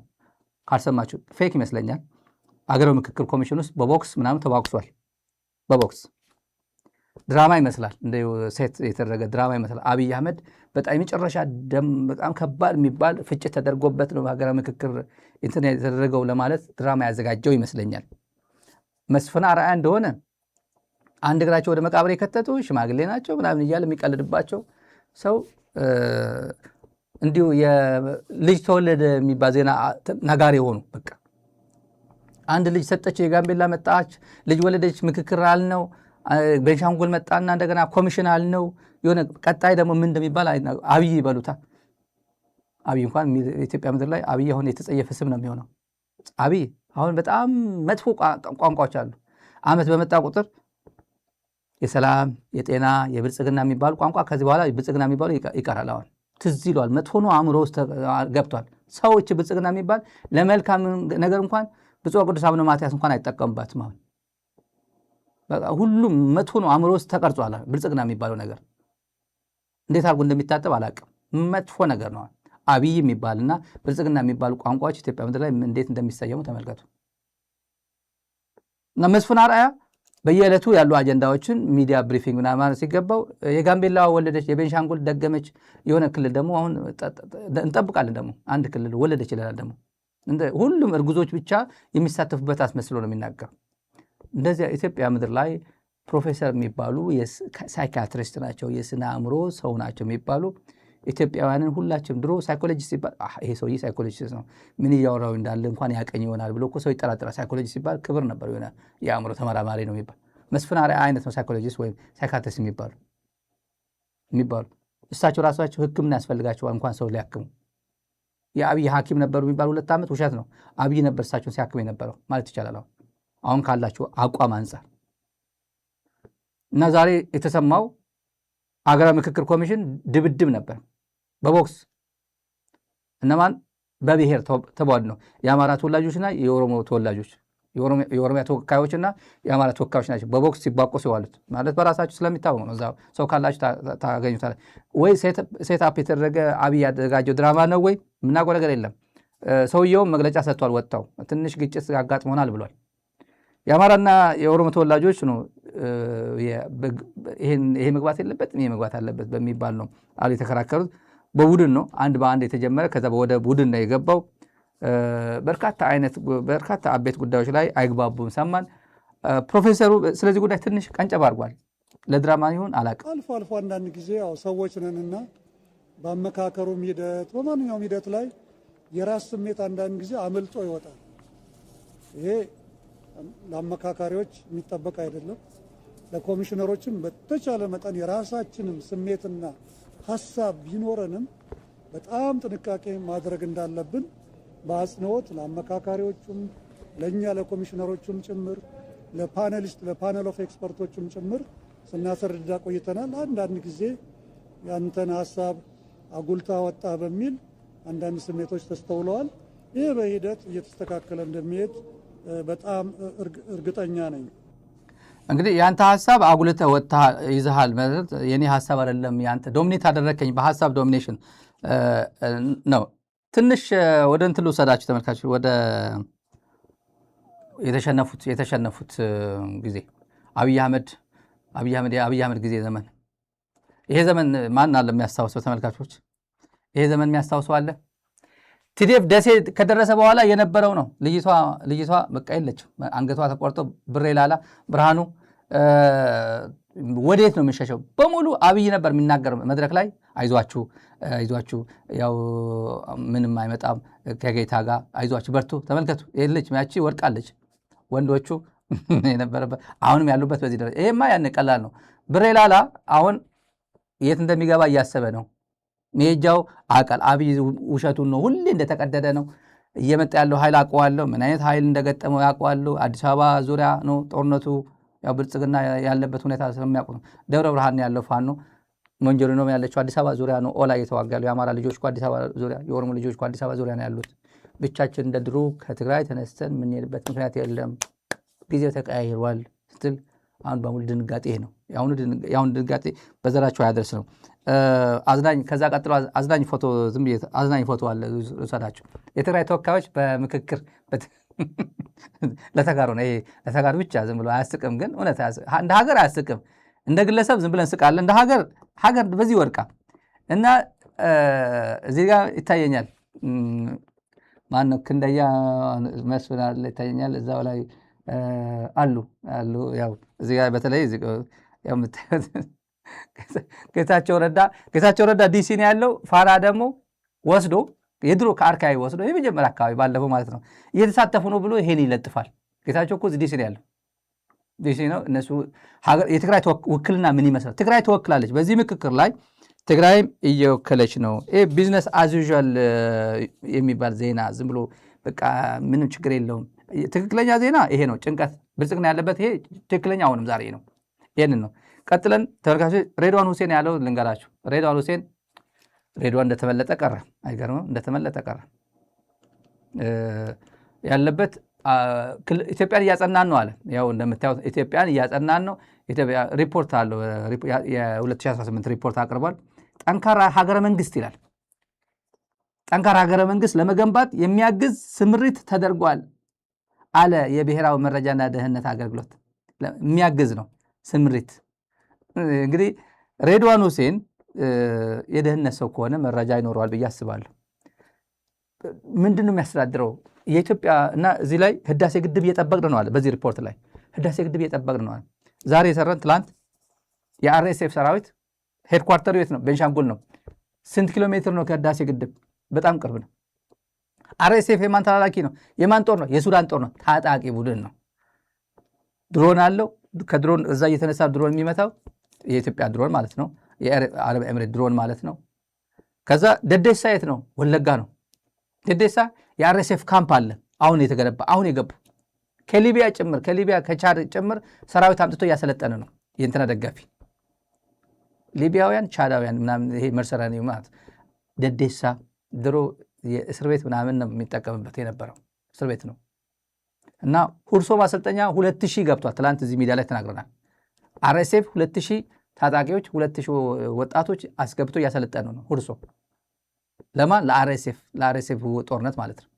ማን የሚያስተዳድረው ሀገር ላይ? ሬድዋን ሁሴን ሀገራዊ ደህንነት ቺፍ የሆነበት ሀገር ነው። የህዳሴ ግድብ እየጠበቅን ነው ይላል። ህዳሴ ግድብ ፕሮቴክት አደርጓል። አካባቢ ጦርነት እንዳይመጣ የጦር ግንባር እንዳይሆን ብቻ ሳይሆን አንድ ክላሽ የማይተኮስባት አካባቢ ነው የምታደርገው። ሀብት ስለሆነ ነው። የኢትዮጵያውያን ሀብት ስለሆነ ነው። ለምንድን ነው አብይ አህመድ እንደ ችግር እኮ ነው እንዲሁ ሌላ አካባቢ አታደርገውም ብለህ አርኤስኤፍ ሄደ መተ ዋና ህዳሴ ግድብ አካባቢ ካምፕ ትሰራለታለህ? ተውዋል ነው መጀመሪያ የመከር ነው። እዚህ ሚዲያ ላይ ብዙ ሰዎች መክረውታል። እንዴ ሀገር ዋና ተቋም የኢትዮጵያውያን ተቋም የጋራ ተቋም ላይ ሄዶ ገነባ። አሁን መቶ ያው እየሰባበሩ የሱዳን ኃይሎች የደረሱ ኩምሩክ ደረሱ።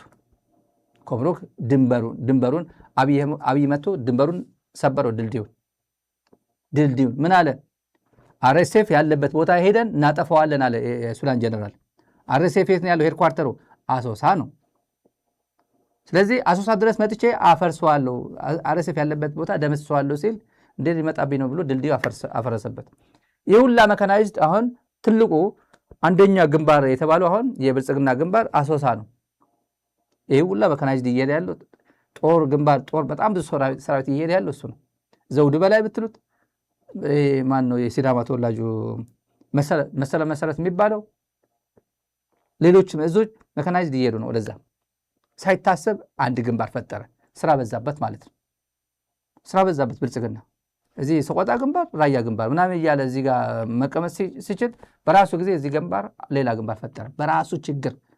እና ህዳሴ ግድብ እየጠበቅኩ ነው አይባልም። ህዳሴ ግድብን እያፈረስኩት ነው የሚባለው። ህዳሴ ግድብን ሌላ ኃይል እየሰጠ አሁን የዛሬ ምናልባት አብይ ጦርነት ሲጀምር የመጀመሪያ ነፃ የሚወጣው ከተማ አሶሳ ሊሆን ይችላል። የመጀመሪያ ሊበሬት የሚደረገው ከተማ አሶሳ ሊሆን ይችላል። ጥርጥር የለውም። ይሄ ማን አሰበው? ይሄ አስተላለፍ ማን የነገረው ለአብይ? ይቻላል ብለህ የመከርከው ማን ነው? አብይ ነው የመከርከው? ዩኤኢ ነው። ዩኤኢ ደግሞ አሁን አይዋጋልም። ዩኤኢ የራሱ ችግር ውስጥ የገባ ነው። ይሄን ካልን በኋላ የአንድ ሽመልስና አብይ ጋር ያለው ጉዳይ እና የቲዲኤፍ እና ቲፒኤልኤፍ ጉዳይ መረጃ አለ። ወደ መጨረሻ መልእክት አለ ለአብይ መልእክት አለ። ከዛራ ሚዲያ የሚተላለፍላቸው መልእክት አለ። ቅድሚያ ስንቄ ባንክ የሚባለው ያው የእነ ሽመልስ ባንክ ነው። ስንቄ ባንክ ደብዳቤ ተጻፈ። ስንቄ ባንክ ከዚህ በኋላ የኦሮሚያ ቢሮዎች በሙሉ የኦሮሚያ ቢሮዎች የማዕድንና ኤነርጂ ቢሮ፣ ትምህርት ቢሮ፣ ጤና ቢሮ፣ ግብርና ቢሮ፣ ሁሉም ቢሮዎችና ኤጀንሲዎች ሲቪል ሰርቫንት ያላቸውና ደሞዝ የሚከፍሉ የመንግስት ቅጥረኛ የመንግስት ገንዘብ ራን የሚያደርጉ ማለት ነው። ሁሉም የኦሮሚያ ቢሮዎችና ኤጀንሲዎች አካውንታቸው ከስንቄ ባንክ ወጥቶ ወደ ንግድ ባንክ እንዲተላለፍና ንግድ ባንክ እንዲጠቀሙ ትእዛዝ ተሰጥቷል። ይሄ ትእዛዝ ነው። ምንድን ነው ስንል የእነ ሽመልስ ኔትወርክ እነ ሽመልስ ማለት የስንቄ ባንክ ማለት ነው። የስንቄ ባንክ ገንዘቡ በጣም ዝም ብሎ የሙስና መዋቅር ውስጥ ስለገባ የእነ ሽመልስ ኔትወርክ ለማዳከም ተብሎ ከጠቅላይ ሚኒስትሩ የተሰጠ ትእዛዝ ነው እና ሴራ ነው። በቃ ሽመልስን ለማዳከም የእነ ሽመልስን ኔትወርክ ለማዳከም የተደረገ ነው።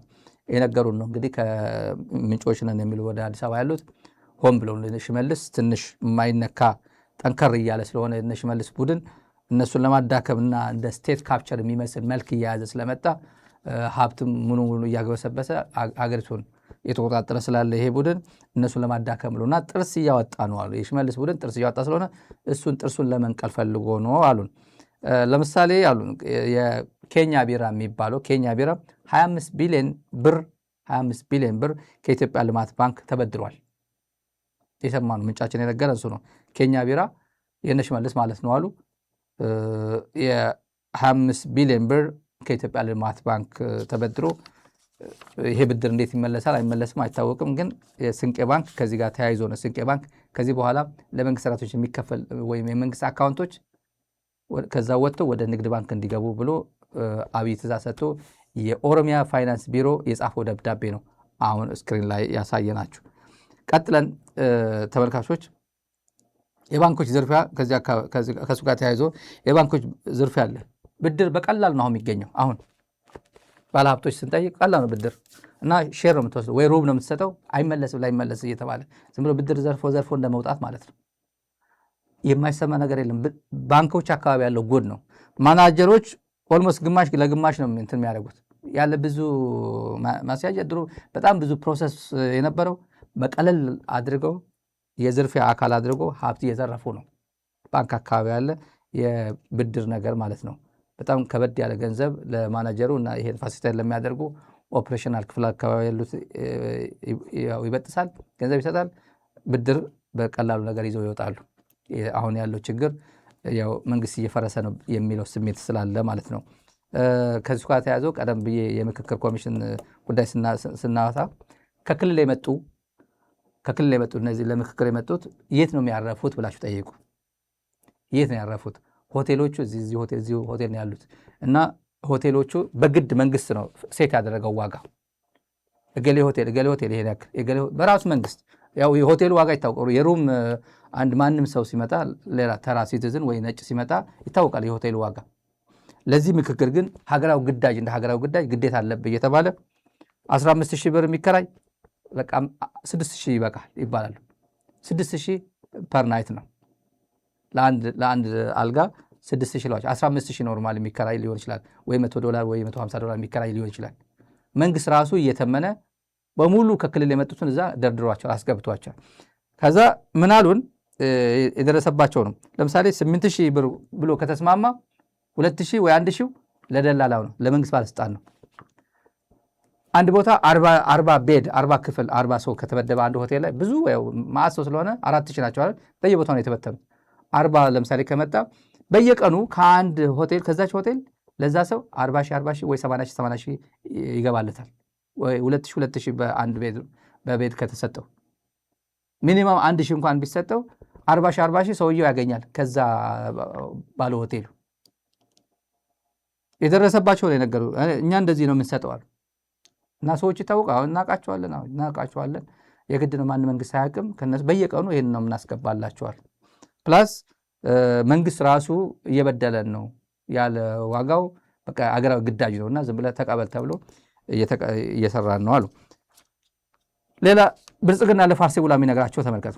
ብልጽግና ለፋርሴ ቡላ ስለ ትግራይ በተመለከተ የሚነግራቸው ትንሽ ክላሪፋይ አድርጌላችሁ ልሄድ። ብልጽግና መሪዎችን ይገላል። ብልጽግና አብይ መሪ ገሎ ኤርትራ አካባቢ መሪዎችን ጣጣጣ አድርጎ ይገላል። ከቲዲኤፍም ከቲፒኤልኤፍም አመራሮች ሰጥተውናል። ነጻድቃን ነጌታቸው ሊስት አድርገው ሰጥተውናል። እገሌ ከሞቱ በቃ እናንተ በቀላሉ ታሸንፋላችሁ ተብሎ ተሰጥተውናል። ከትግራይ አካባቢ 250 አካባቢ ሰጥተውናል። ኤርትራ አካባቢ እንደዚህ አይነት ሰጥተውናል። መሰረተ ልማቶችን እናወድማለን። በሚሳይል ዝም ብለን ከተሞችን እናፈርሳለን። 20% 30% የትግራይ ከተሞችን እናወድማለን። በሚሳይል ያወድማል። ከዛ በኋላ እጅ ይሰጣል ነው የሚሉት። ያልገባቸው እነዚህ አንደኛ ውትድርና የማያውቁ ናቸው። ቲዲኤፍ አድዋ፣ መቀለ፣ ዕዳጋ ዓርቢ ወይ ማይጨው ምናምን አይደለም ያለው። ወዴት ነው ይመጣብሃል? እንደዚህ እየቀጠቀጠ ነው ይመጣብህ። ስለዚህ የለም ላም ባልወለበት ምናምን ምን ኮበት ለቀማ የሚባል ምንም በማይሆን ቦታ ላይ ነው ሚሳይል የምትወረውረው። ሲቪሊያን መግደል ማለት ነው። ተቋም ማፍረስ ሲቪሊያን ማግደል ነው። ሲቪል ስለገደልክ ታንበረክከዋለህ ማለት አይደለም። የሐውዜን ህዝብ ገበያ ላይ መጥቶ 6-7 ሰዓት ሙሉ ቀን ሙሉ ጨፍጭፎ ነገሩ በጣም ብሶበት የትግራይ ወጣት በሙሉ መጥቶ ይሄን መቅበር አለብኝ ብሎ የመጣው ትልቁ ያነሳሳው የሐውዘን ጭፍጨፋ ነው። ስለዚህ ምንም ነገር ሲቪላን ትገላለህ፣ ተቋም ታፈርሳለህ።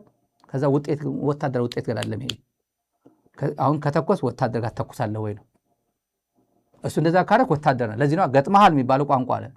ይሄ ኃይል የሚመጣው ይሄ ሁላ ኃይል አንተ ልታጠፋኝ ነው የመጣው እኔ አጠፋሃለሁ የሚለው ኃይል ሊገጥም ነው የመጣው። ከሱ ከገጠምክ ጀግና ነው የምትባለው። እዚህ ደብረ ብርሃን እየተዋጋ ሄጄ አክሱም እንደበድባለሁ አድግራት እንደበድባለሁ ካልክ ግን ይሄ ሌላ ነው። መዘዝ ነው ይዘለት የምትመጣው። እዚህ ላለው መንግስት፣ እዚህ ላለው ህዝብ የኔ ህዝብ ነው ለምትለው ሌላ መዘዝ ነው ይዘው የምትመጣው። ይሄ አይ ሚን ሪፐርኬሽኑ ከባድ ነው የሚሆነው። ኮንሲኩዌንሱ ከባድ ነው የሚሆነው። እንደዚህ ያደረግ ነገ ጠዋት መጥቶ የሆነ ምን ሊያደርግ እንደሚችል አይታወቅም። ዝም ብዬ አስመራና ደበድበዋል፣ አስመራ ኤርፖርትን ደበድበዋል፣ ምጽዋን ደበድበዋል። ብልጽግና ዝም ብሎ ሲቀደል የሚሉ ለካድሬዎቹን ጭምር እንደዛ ነው የሚላቸው። መሪ ከጨረስኩኝ በቃ ቶሎ ገባለሁ ነው የሚሉት። የትግራይ ሌየር ለምሳሌ ሲምፕል እኔ በቀላሉ የማውቀው ትግራይ የመሪ ችግር ገጥሞት አያውቅም። ሰራዊቱ ብትል ፖለቲካ ኤሊቱ ብትል ሁሉም ደግሞ ተመሳሳይ ነው። መስዋዕትነት ነው። አብይ አህመድ እነ ስዩም መስፍንን ከያዘ በኋላ ገደሏቸው ብሎ ነው የገደላቸው። ራሱ ማለት እንደዚህ ይዘናቸዋልና ምን እናድርግ ሲባሉ በሏቸው ነው ያላቸው። ብዙ ሰው ነው የሚያውቀው። ይሄ አዲስ ነገር አይደለም፣ የሚታወቅ ስለሆነ ነው። እና እነዚህ ኪ የቲፒኤልኤፍ ኮር መሪ ስለሆኑ እነሱ ካጠፋው አደቋለሁ ቲፒኤልኤፍ ብለህ አስበህ ከሆነ በቃ ተሳስተሃል፣ አላወቅከው ማለት ነው። ትግራይ ማለት ብዙ አዛዦች አታለች፣ ብዙ አዛዦች ጀነራሎች አታለች፣ ሜጀር ጀነራል አታለች፣ ሜጀር ጀነራሎች አታለች፣ ብርጋዴር ጀነራሎች አታለች አይደል? እንደዛ እኮ ነው። ሜጀር ጀነራል አብደልጀሊልን አታለች፣ ናሰት ኢስራን አታለች እኮ፣ ብርጋዴር ጀነራል ነገሩ ኸዳን አታለች። በጣም ጀነራሎች አታለች ትግራይ። እና ቲዲኤፍ ምን ሆነ? ማአት መሪ ነው ያለው። ኮሎኔል ቢሰዋ ኮሎኔል አለ፣ ብርጋዴር ቢሰዋ ብርጋዴር ይመጣ። ምንም ነገር ጉድለት አይኖርም። ደብረጽዮን ቢሰዋ እንዲሁ ትግራይ ሄደ የምትጨርሰው ይመስላል። ደብረጽዮን ኮሚትድ ነው፣ ለዚህ የሚያውቅ ነው። መስዋዕትነት አለ ብሎ የሚያምን ነው። ዝም ብሎ ትግል ዝም ብሎ አለ። ትግል ያለ መስዋዕትነት የለም። መስዋዕትነት በህይወት ጭምር የህይወት መስዋዕትነት ጭምር ነው። ጉዳዩ ምንድነው? አልቲሜት ጎሉ አልቲሜትሊ ሁሉም ሲጠቃለል ይሄ ጦርነት ማን ያሸንፋል? ጦርነቱ ውጊያና ጦርነት ለየብቻ ነው። ውጊያ የሆነ ግንባር ላይ እንደዚህ ጠብ አድርገህ የሆነ ቦታ ትቆጣጠራለህ ወይ ታፈርሳለህ ምናምን ወይ ሰው ትገላለህ ምናምን። አጠቃላይ ውጤቱ የጦርነት ውጤት ግን ታሸንፋለህ ወይ? አታሸንፍም።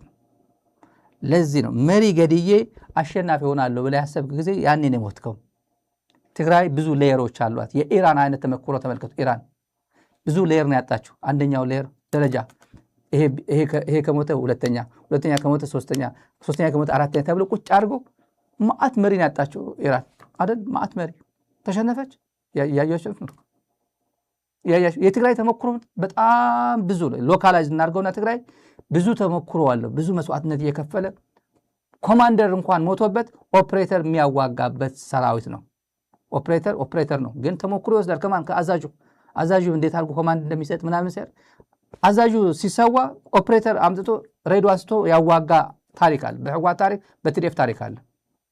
አዛዥ ሞቶ ተሰውቶ ኦፕሬተር የሚያዋጋበት ነው። ብልጽግና ክሊር ነው አይደል? ይሄ ነገር ለውጥ የለውም ነው የምልህ። ለብልጽግና ለፕሮፓጋንዳ ይጠቅማቸዋል። አይ ነው ብልጽግና ቀላል አይደል። ፕሮፓጋንዳ ፕላስ መረጃ ድል ነው ይላል አብይ አህመድ ራሱ። ፕሪንሲፕል እሱ ነው። የህይወት መርህ እሱ ነው። በፕሮፓጋንዳ ካሸነፍከው መረጃ ካገኘ ድል ነው። መረጃ እውነት ድል ነው። ፕሮፓጋንዳ ግን ኖት ነሰሰርሊ ትሩ አይደል፣ ሊሆናቸው ሁሌ አይደል፣ አይሰራም። ሳይኮሎጂካል ዋርፌር ሊሆን ይችላል። ሆ ስትለው የምታደክመው ሳይኮሎጂካል የምታሸንፈው በቃ ይሄማ መንግስት ከባድ ነው ምናምን የምትለው ብሎ የሚሸነፍ የሚችል ሰው አለ። እውነት ነው። የሁሉም ህዝብ ስነ ልቦና ተመሳሳይ ስላልሆነ ነው። የውቅራችን ተሞክሯችን ያነበብነው የኖርንበት የትግል ስሜቱ ኮሚትመንቱ የተለያየ ደረጃ ስለሆነ አንዳንዱ ቶሎ ልታሸንፍ ትችላለህ። አንዳንዱ ግን ይሄን ባክፋየር እንዲያደርግ አድርጎ ይሰራብሃል በአንተ ላይ። ምንድነው እዚህ ጋር እየሰራ ነው ያለው ብልጽግና? አፈርድም እያበላ ነው ያለው ብልጽግና በራሱ ቋንቋ በራሱ አንደበት ነው። እና ይሄ ተራ የፋርስ የቡላ ንግግር ለምንም ለሚዲያም አይሆንም። በቃ መሪ እኮ አለኝ እኮ መሪ ጣጣጣጣ አድርጌ ጨርሳለሁ ይላል። ሁሌ እንደዚህ እያለ 4 ኪሎ እየተኮፈሰ መኖር ነው የሚፈልገው። ምን ሆነበት አብይ መሰላችሁ? አሁን ቸገረው በጉራ የሚኖረው አሁን አብይ ከሚዲያ ጠፋ፣ እልም ብሎ ጠፋ። ለምን? ቁርጥ ቀን ደረሰ። የቁርጥ ቀን ጃጅመንት ዴይ መጣ። ጃጅመንት ዴይ ወደ ስክሪን ተኳኩሎ ወደ ምናምን እስቲ ማይክ ማርግልኝ ብሎ በየኮሪደሩ የአዳነች አቤቤ ምክትል ከንቲባ ሆኖ አክት ማድረግ የለም። አሁን የለም። የገጠመው ሌላ ጉዳይ ነው። ሌላ ጉዳይ ነው። ይሄን